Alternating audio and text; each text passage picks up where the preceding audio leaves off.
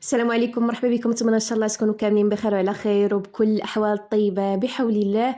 مرحبا بكم فيديو جديد. اليوم ان شاء الله جيت نشارك معكم قريشلات عاشوراء حلوين بطريقه سهله وبسيطه وبدون تعب، ايضا بدون زيت، بدون خميره الحلويات، وبلا كثره المكونات. كيجيو رائعين بزاف ولذاذ، وفي نفس الوقت الشكل ديالهم راقي. نتمنى اخواتي ينالوا الاعجاب ديالكم. ما تبخلوش عليا بتعاليقكم تشجيعاتكم. خليكم مع الوصفه وفرجه ممتعه بحول الله. نبداو على بركة الله بالمكونات وطريقة التحضير في نفس الوقت. استعملت 200 غرام ديال الزبدة حيوانية بدرجة حرارة المطبخ. ممكن ايضا اللي بغات تستعمل زبدة ديال العلبة الخاصة بالدهن او لا زبدة مارغرين ممكن ايضا تستعملوهم. غير هي صراحة بالزبدة حيوانية كيجيو لذاذ بزاف. اذا هنا استعملت 200 غرام ديال الزبدة حيوانية، ضفت عليها ايضا كأس ونصف ديال السكر كلاصي. الكأس كيوزن 150 غرام. بطبيعة الحال كنغربلو السكر باش ما كيكونوش فيه تكتلات. غنضيف ايضا كيس ديال السكر بنكهه زهره البرتقال اللي كيعطينا المذاق ديال الزهر. ممكن لما ما كانش متوفر عندكم كديروا قطرات ديال روح الزهر، اولا ممكن تعوضوها بكيس ديال السكر الفاني. اذا هنا من بعد كنحاول انني نخدم السكر والزبده مزيان مع بعضياتهم. ضروري اخواتي الزبده تخدم مزيان، وكل ما كانت يعني بدرجه حراره المطبخ راه كتجي ساهله في الخدمه كيف ما كتلاحظوا، يعني كتنسجم مع السكر بسرعه. وضروري تحصلوا يعني بحال البوماد، ما تبقى فيها لا تكتلات لا حتى شي حاجه، تولي بحال الكريمه. خصوصا الا خدمتوا بالزبده مارغرين ضروري في هذه المرحله تخدموا المكونات ديالكم مزيان. من بعد غنضيف 2 ديال البيضات ونعاود نخدم المكونات ديالي مزيان حتى كينسجموا. اخواتي هاد القريشلات هادو راهم ناجحين 100%. فقط تبعوا يعني النصائح وكيجيو لذاذ بزاف، ما تشبعوش منهم. دير هنا كنحاول انني نخدم البيض مع الزبده مزيان. كيف ما كتلاحظوا الخليط راه ولا بحال البوماد او لا بحال الكريمه. من بعد غنضيف 100 غرام ديال اللوز. هنا راه عبرت لكم بالكاس، عطاني كاس ديال العنبه، وبطبيعه الحال راني هرمشتو ما خليتوش صاين. انا طحنته غير في الهشوار باش كيولي بحال هكا صغير، باش ملي نجيو نقطعوا الفقيقسات ديالنا ما يتهرسوش. ضفت ايضا 50 غرام ديال الزبيب. وهاد المكونات هادو راه ممكن تعوضوهم باللي عندكم، يعني مثلا المشماش مجفف تقطعوه، ممكن تستعملوا فواكه معسله تقطعوها، اللي كان متوفر عندكم تستعملوه.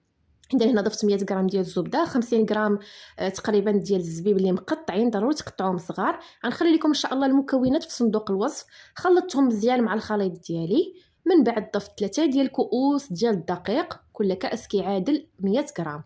ونحاول انني نبقى نجمع الخليط ديالي غير بالاصابع ديالي، وراه داير بحال الصابلي، ما تعجنوش ما تدلكوش، غير بالاصابع ديالكم حاولوا انكم تجمعوا. غنضيف الكاس الرابع، وغنضيف ايضا الكاس الخامس. يعني في المجموع هزت لي 5 ديال الكؤوس ديال الدقيق او ما يعادل 500 غرام. وبطبيعه الحال كتبقاو تضيفوا بالتدريج، وانتم يعني كتحاولوا تلموا العجين ديالكم غير بالاصابع، ما تعجنوا ما تدلكوا، باش ملي الفقيقسات ديالكم كتدخلوهم الفران كيبقاو محافظين على الشكل ديالهم، ما كيديفورماوش، وكيبقاو بنفس الشكل اللي نتوما قطعتوهم عليه.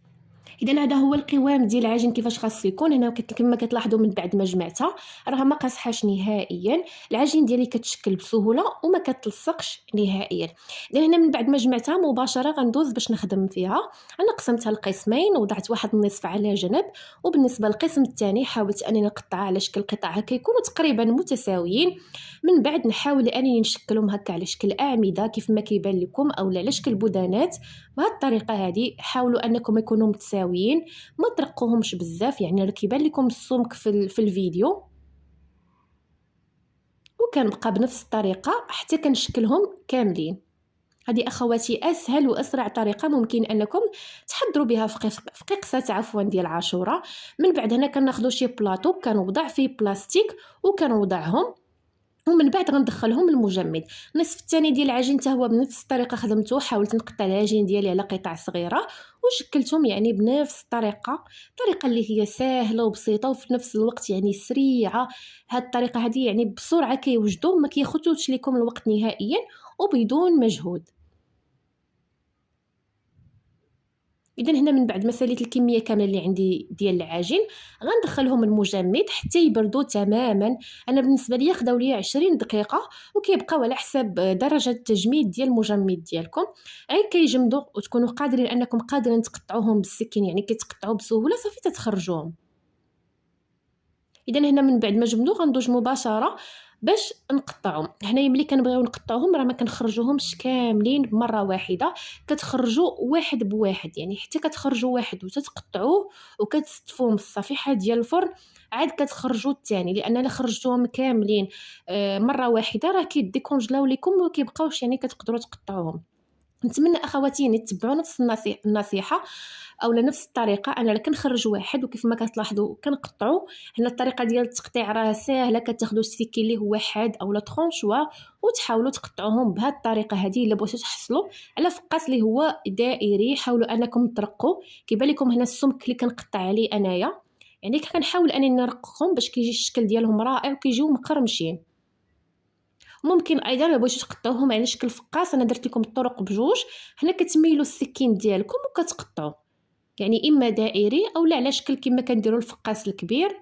هما صراحه الدائري كيجي راقي وكيجي الشكل ديالهم رائع بزاف. مباشره ما كنقطعهم كنخديت صفيحه ديال الفرن نفرش فيها ورقه ديال الطبخ وكنحاول اني نستفهم وهما مجمدين. يعني ان فوا تقطعوا البودان ملي كتقطعوا كتاخذوا ديك الساعه كتستفوهم، لان الا خليتوهم يعني تتقطعوا واحد اخر تتكون العجين ديالنا يعني ما بقاتش مجمده ما كيبقاوش، يعني ملي كتجيو كتهزوهم كيبقى كيخسر لهم الشكل ديالهم. يعني حاولوا انكم تقطعوهم ملي تساليو التقطاع ديال واحد كتستفوها في نفس الوقت. نتمنى اخواتي نكون انني قدرت نوصل لكم المعلومه. وبالنسبه للطريقه ديال الطياب، فران سخنته واحد 5 ديال الدقائق، دخلتو العافيه من الاسفل، ديروا لهم عافيه اللي هي مهيله حتى كيطيبوا على خاطرهم من التحت، عاد كنشعلوا عليهم من الفوق حتى هي عافيه مهيله حتى كيتحمروا كيجيو رائعين. ندوزو باش نشوفوا الشكل النهائي اخواتي، من اروع والذ الفقيقسات اللي ممكن انكم تجربوا، خصوصا الا خدمتوهم بالزبده الحيوانيه كيجيو لذاذ بزاف ما كتشبعوش منهم، كيجيو مقرمشين رائعين جدا. اخواتي جربوهم بعينكم مغمضين. نتمنى حتى نتوما يعجبوكم وتجربوهم، تشاركوا الوصفه مع الاهل والاحباب. ما تنسونيش اخواتي من تشجيعاتكم، من تعاليقكم الطيبه، عواشركم بروكه بكل خير بكل المتمنيات طيبه ان شاء الله. هنا كنوريكم الشكل ديال الدائريين كيبان لكم، وايضا حتى الشكل هكا اللي قطعنا على شكل فقاس هذا هو الشكل ديالهم. نتوما بطبيعه الحال اللي كتقطعوهم التقطيعه اللي كتناسبكم. انا كيعجبوني هكا بالشكل دائري كيجيو صراحه راقين. كيف ما كتلاحظوا معايا قسمت معكم وحيده كيجيو مقرمشين ولذة يا سلام رائعين جدا.